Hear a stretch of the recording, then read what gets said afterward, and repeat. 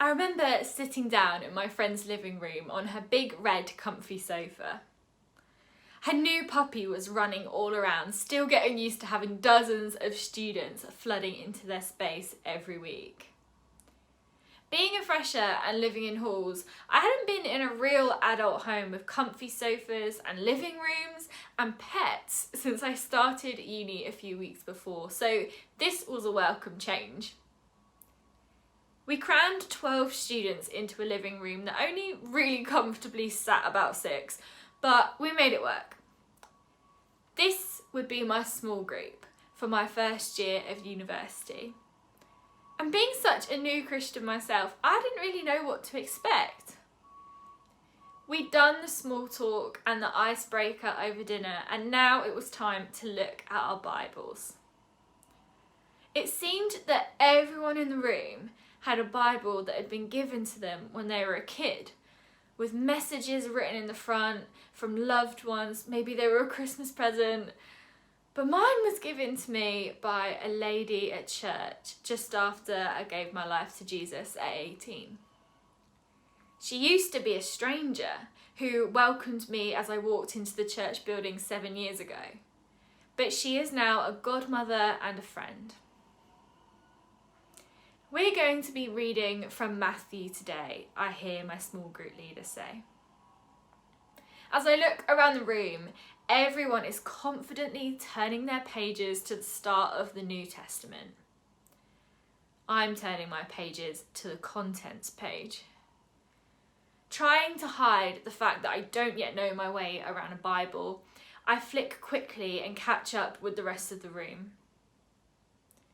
We're going to be looking at the parable of the wise and foolish builders today, a parable we all know. There are nods around the room. A parable we all know sticks in my head as I try to search my memory. As the verses are read and the discussion starts, I sink into the red sofa, hoping that no one asks my perspective. I was convinced that I'd have nothing to offer, missing out on the formative years of Sunday school and chats about God at the dinner table. And then the room looks at me. What do you think? My mind just goes blank.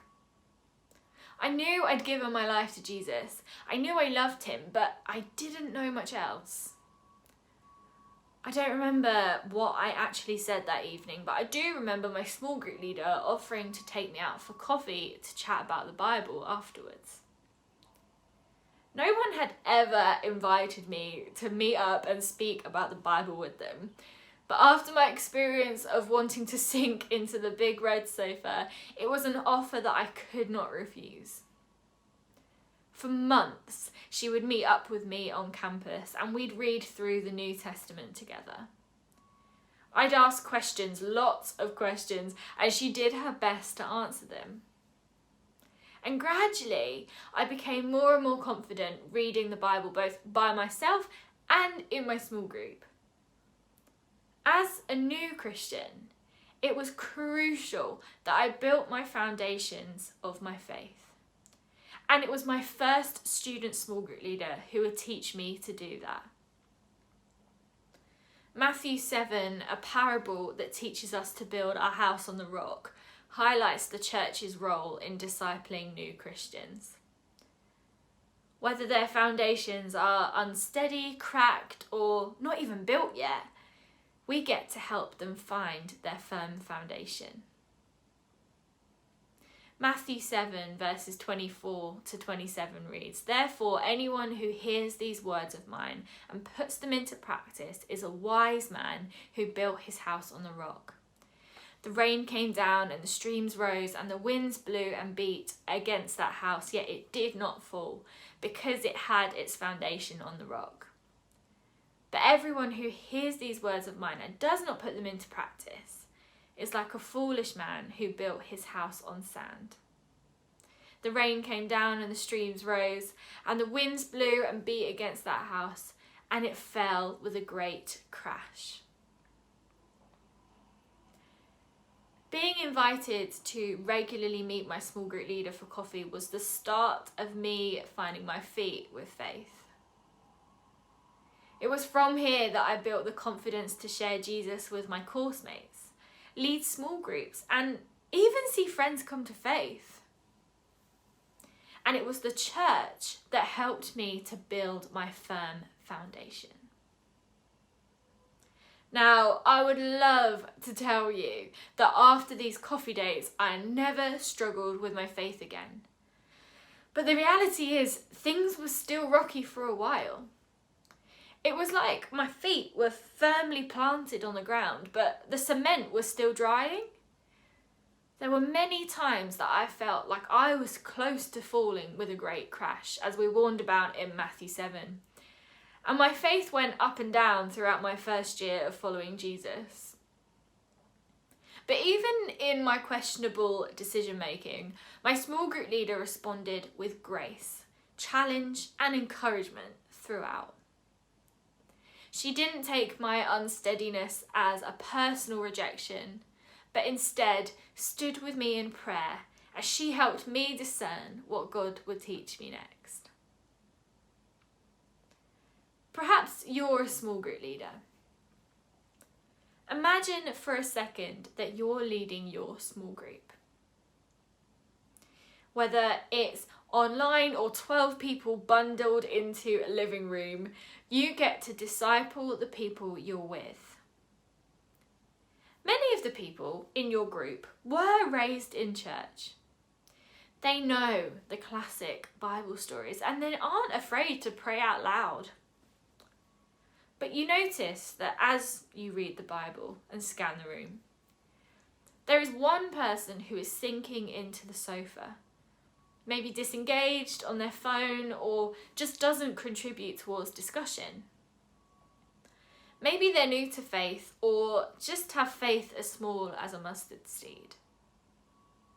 As they're standing on cracks, you get to help them to build their firm foundation. But it can be hard to know where to start with them. So here are 3 things to remember when you are leading new Christians. Firstly, don't assume any knowledge of the Bible, of Jesus, of all of those Christian terms that we use too much. The things that you think are normal, maybe because you're used to conversations about God, or you spent a lot of time in church circles, may not make sense to everyone else in the room. They may come out with things that make you uncomfortable or even speak words over themselves that you know aren't true.